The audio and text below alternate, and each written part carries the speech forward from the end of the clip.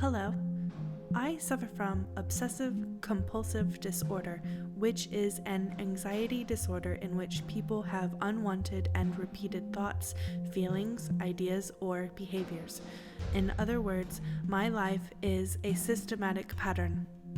But yesterday I experienced a flaw in my own system.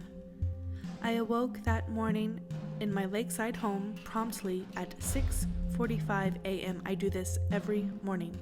Before leaving my bedroom, I made sure to touch the doorknob 3 times. I have to. I need to. On my way downstairs, I made sure not to step on the second to last step. I never touch that step. I just can't. I made my usual breakfast of toast, scrambled eggs, and black coffee. I never eat anything else in the morning, just always those 3. Turning my iPad on, I made sure to check the local news headlines like usual, but today something was missing.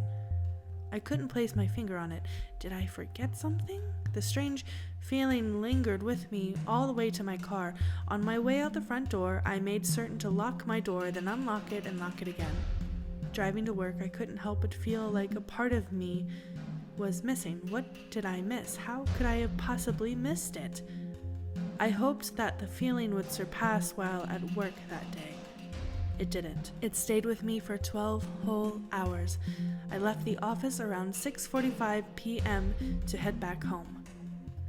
About 25 minutes into my commute, I stopped for the red traffic light at the intersection of Marbury and Westway. But as the light turned from red to green, I couldn't help but feel that strange sensation again. The only other person near me was the man driving behind me. He blared his horn for me to get going, but instead of accelerating, I just unrolled my window and motioned for him to go around me. He did. I dreadfully sat there in my car, still stopped at the intersection. Something is seriously wrong. What am I missing here? I made sure to touch everything in my car, hoping it would spark my memory. I touched the dashboard, the leather seats, the emergency brake, and even the roof. It did nothing for me. My hands began to tremble as I slowly drove away. This isn't right. I don't like this. Arriving home, I pulled my '74 Mustang into the garage. I washed the car every weekday, never on weekends. I only wash the front of the car and the back, never the sides. No matter how dirty they get, I never wash the sides. I simply just can't. But something else seemed to be missing from my daily routine as I washed. No, not again. First the news, then the intersection, now this? Finishing up with the car, I jogged out to the backyard. Only jog, never walk, never run. Opening up the tool shed, I felt yet another thing missing from my pattern. I screamed. This isn't right. This isn't right. This isn't right. I stumbled out of the shed and gazed out at the lake.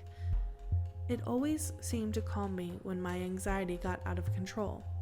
But tonight, all I wanted to do was sleep. I needed to finish this day. The next morning, I awoke at 6:45 a.m., touched the doorknob 3 times, made sure not to step on the second to last step on my way to the kitchen. I prepared my toast, scrambled eggs, and black coffee. I turned on the iPad, browsed the local news. It's still missing. I became aggravated. What is it I could possibly be missing? I began to feel nauseous. Hurrying out the door in a vicious rage, I quickly locked the door, unlocked it, and locked it again. I drove off to work. I tend to get a lot of work done when I'm upset, strangely, so at least I felt some accomplishment when I left the office around 6:45 p.m. I drove fast on my way home, very fast. What am I missing?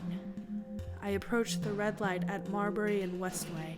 Come on, think. A man was walking in the middle of the intersection on his way to the other side.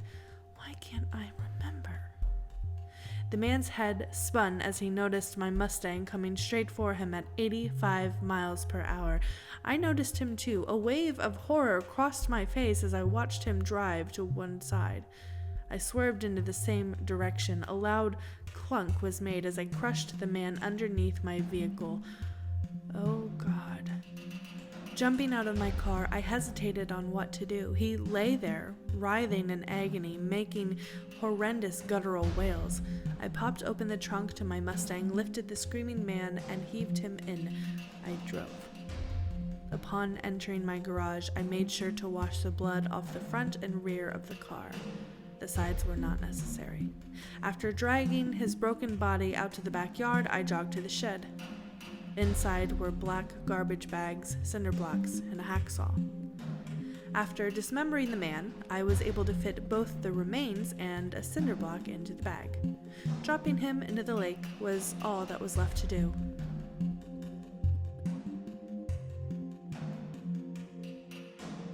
The following morning, I made sure to wake up at 6:45 a.m. and touch my doorknob 3 times before skipping the second to last step on my way to the kitchen.